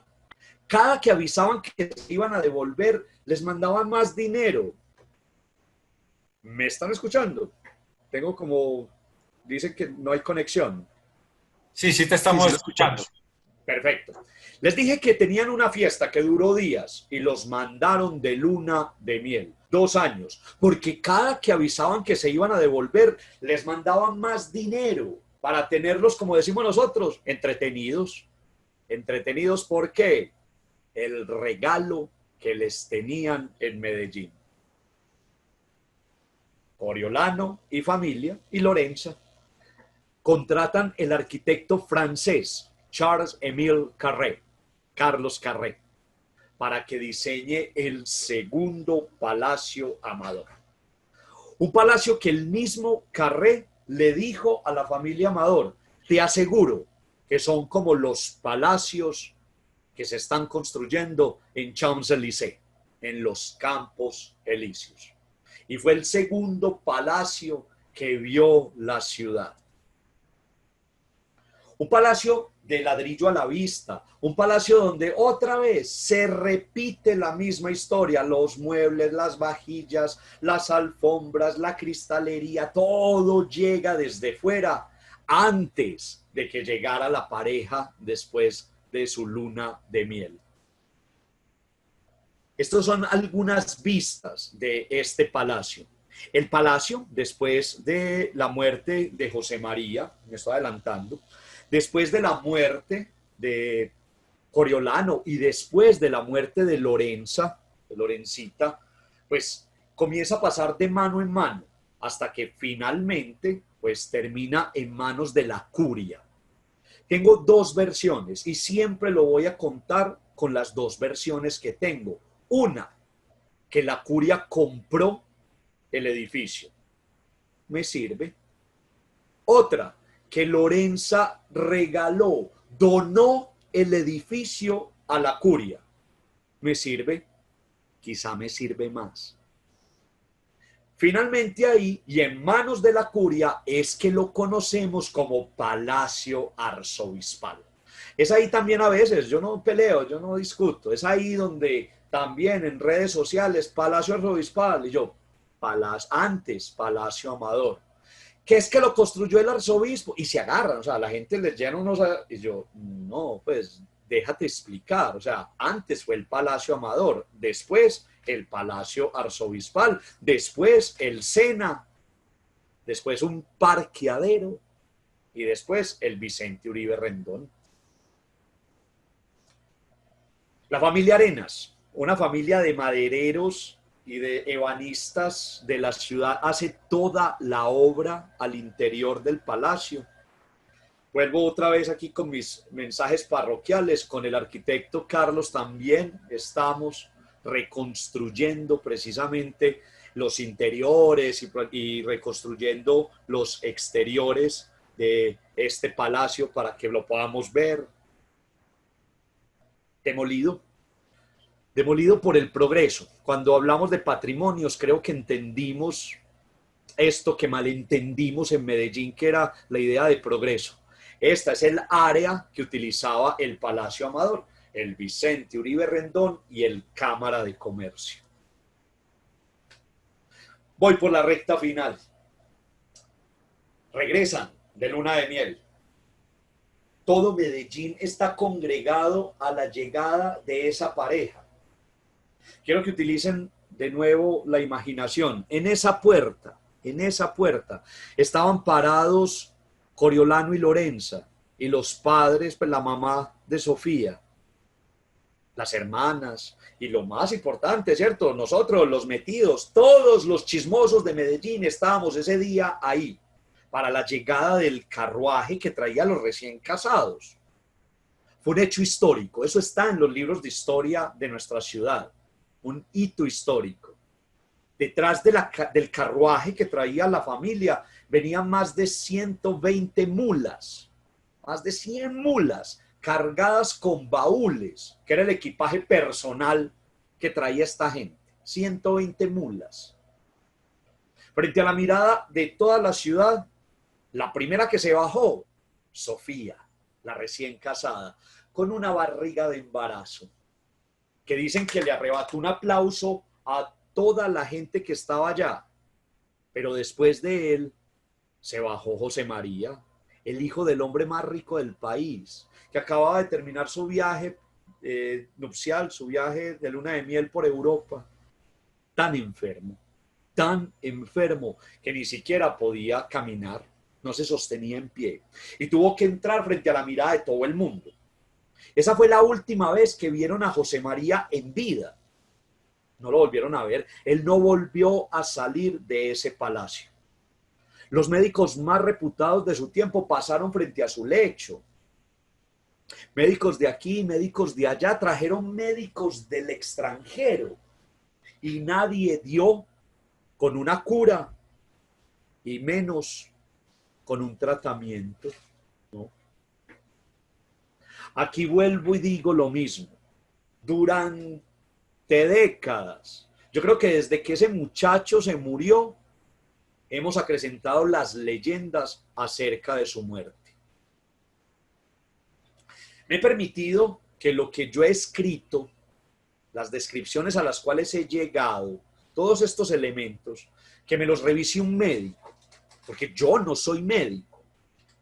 Y de acuerdo a las revisiones que ha hecho un médico, de la mano con las investigaciones que he hecho, ratifican algunas cosas de los padecimientos de este muchacho. Un médico dijo que todos los días en la mañana, muy temprano en la madrugada, al lado del palacio, donde está hoy la Avenida Oriental, parquearan un hato completo de vacas lecheras, que ordeñaran todas esas vacas y con la leche tibia llenaran el baño de inmersión del palacio. Gracias a mi paso por EPM, a mi paso por la Unidad de Educación a Clientes y Comunidades, pudimos llegar a esta fotografía en los archivos de la Biblioteca Pública Piloto. Es el lugar donde pasó lo que les estoy contando. Ese es el baño de inmersión del Palacio Amador. Quiero que por favor miren arriba los muros y los remates de las columnas. Mírenlo al lado izquierdo de la fotografía. Ahí estaba ese baño. Llenaban el baño con leche y ahí sumergían el muchacho. El médico decía que eso no lo iba a curar. Las descripciones que he leído dicen, ese muchacho no tenía cura, no tenía cura. Ese tratamiento era para que le alivianara los síntomas. A José María Amador nunca le pudieron bajar la fiebre, nunca. Y esa fiebre le tumbó parte del cabello. le reventó los labios, le tumbó parte de las piezas dentales y oigan esto, le cuarteó, le generó heridas en los párpados y dicen que él veía a través de las heridas de sus párpados, que lo tenían que vendar para que conciliara el sueño. Y en los últimos días de su vida lo sumergían en esa piscina de leche con graves e incontrolables hemorragias. Hemorragias por la nariz, por la boca, por los oídos y por los genitales. El hijo del hombre más rico del país no tuvieron cómo comprarle la salud. Esa es una de las tragedias que embarcó a la familia Amador y que hizo que Lorenza usara luto de por vida y todo eso, no sé qué, no sé cuántas. Todas las esperanzas estaban puestas en el embarazo. El muchacho murió, claro, José María murió. El embarazo termina. No he podido, ayúdenme por favor, quien me esté escuchando y pueda ayudarme, no he podido establecer, porque estoy completamente dividido, siempre he tenido al niño como póstumo, pero recientemente encontré una comunicación donde el niño nació antes de la muerte de José María, entonces tengo una confusión ahí, que es válido en la historia. Pero lo que quiero decir es que el niño nació, siempre he dicho que póstumo, con el padre muerto. Era la esperanza. Aparte le ponen el nombre del papá y del abuelo, Carlos Coriolano José María Amador Llano. Ese niño murió de 3 mesecitos contagiado de la enfermedad del padre. Con él murió la esperanza de una familia de trasegar en el tiempo. Ahí están conectados algunos descendientes de Coriolano, pero no tienen el apellido en línea directa. El apellido Amador se acabó en Antioquia, no hubo quien lo heredara. Hombre, ¿que de qué murió José María? Es ahí donde hemos exagerado, mentido. Yo siempre he dicho, José María murió de una complicación respiratoria derivada del bacilo de Koch. Tuberculosis. Pero José María también daba muestras de ser sifilítico, de tener sífilis. Quiero aclarar algo. Hoy la sífilis, la sífilis, es una enfermedad de transmisión sexual que es muy satanizada y muy señalada y que tiene cura y que tiene tratamiento y que medianamente se ha ido erradicando un poco, ha bajado los niveles de contagio. Pero antes la población mundial era sifilítica en porcentajes alarmantes. Las esposas podían esperar en la casa que el marido les llevara la sífilis, o al revés. Lo que quiero decir es que siempre han dicho que la tuberculosis o que la sífilis padecida por este señor, o combinación de ambas, también han dicho que es meningitis, que es producto de su vida licenciosa, que es un pecado, que es un castigo, que no soy yo para seguir acrecentando eso. En la revisión que me hace un médico me dice, hermano, eso es tuberculosis. Su velación en la iglesia de San Ignacio, una de las velaciones más recordadas de la historia de la ciudad. Pareciera como que hubiera muerto un héroe. Las publicaciones en periódicos, en esto de rasgos biográficos que les mostré ahorita, en serio, no sé por la pasión que le tenga yo al personaje, pero a mí me hicieron bajar lágrimas por el rostro. La gente agradecida con él y con la familia. Y la gente pues vinculándose al dolor de esa madre. Por eso ese mausoleo, uno de los mausoleos más visitados de nuestro querido Museo Cementerio de San Pedro, donde todos también vuelven y cuentan todas estas imprecisiones, ¿cierto? Que hemos contado. Es que me meto ahí. Una madre que llora eternamente la pérdida de su hijo. No en vano esa escultura se llama Madre que confía en Dios Consolador. Y a mí me gusta, yo siento un disfrute escuchar cuando voy al cementerio la gente diciendo, asegurando, esa es la mamá que quedó petrificada. O sea, a mí eso como antropólogo y también como conocedor de la vida del personaje me parece Y es ella, es ella. Te le dije yo, pero es que la gente no se petrifica. Sí, señor, sí, señor. A mí mi abuela me dijo que esa es la mamá petrificada. Le ponen flores, le llevan sahumerios, tal, lo que genera la mamá de Coriolano. Sofía Llano Echeverry de Amador Uribe. Me va a permitir tarea, yo siempre pongo tarea, quienes somos profesores toda la vida. Vamos a buscar, está publicado en algunos lugares, si no, Alfredo, me comprometo, Anita, Santiago, me comprometo a enviarles el vínculo para que alguna vez leamos en pluma de Juan Carlos Gómez, un historiador de la Universidad de Antioquia, una crónica publicada en el portal Las Crónicas del Aguacatal. Lo pueden buscar en Facebook o si no, pues buscan Las Crónicas del Aguacatal y se llama Linaje. Otra descripción de la muerte de José María. Yo lloro por todo, pero que me hizo también llorar y entender esta tragedia familiar. Recomendado, las Crónicas del Aguacatal, la crónica Linaje. Muchachos, ya estamos acercándonos al final de esta narración. Coriolano le legó a la ciudad el mercado cubierto de Guayaquil.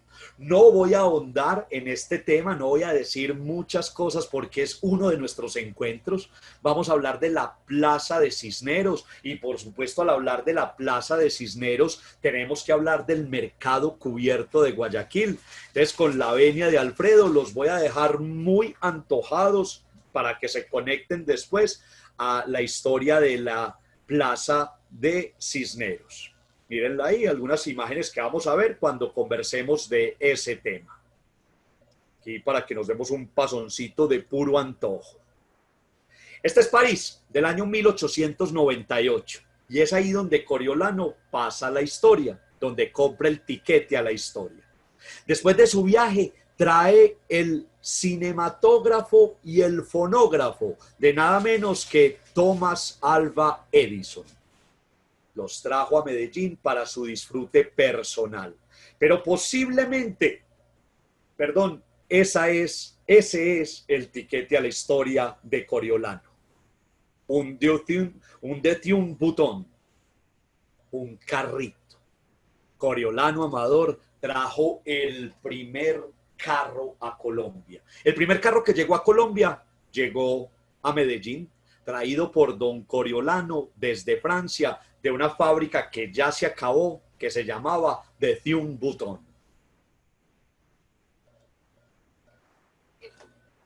Voy a permitir aquí. Él es don Coriolano Amador, un hombre que, como vimos, le dio muchos aportes al apalancamiento de desarrollo en nuestra región y en nuestra ciudad. Ahorita me escucharon mencionarlo. Mi trabajo con Amador nunca ha sido para reivindicarlo o que le hagan un pedestal o que le hagan una escultura en la ciudad. ¿O sí? ¿Se la merece? Ojalá pudiera yo estar en los auditorios donde he podido contar esta historia para verlos al rostro y preguntarles con ningún ánimo distinto a quién escuchó hoy por primera vez alguna de las historias que conté. De la historia de Coriolano se sabe muy poco, muy poco. Se ha publicado poco y lo poco que hemos hecho ha sido también un esfuerzo muy grande de la familia. Muchas gracias a esta intervención. Muchas gracias, Alfredo, y muchas gracias a la comisión. ¿Me están escuchando ahí? ¿Me dicen que no hay internet? Sí, estamos escuchando perfecto. De una. Quería retomar a Alfredo y quería retomar a la Comisión de Educación y a Cooprudea en general, permitirme no solo esta intervención de cada 8 días, ya esto se volvió la cita obligada. Yo ya como a las 3 de la tarde estoy buscando hacer el gran café para poder encontrarme con ustedes, pero hoy en particular quiero agradecer por permitirme hablar de mi pasión. Mi pasión es contar historias y mi pasión es contar historias de Coriolano Amador. Muchas gracias.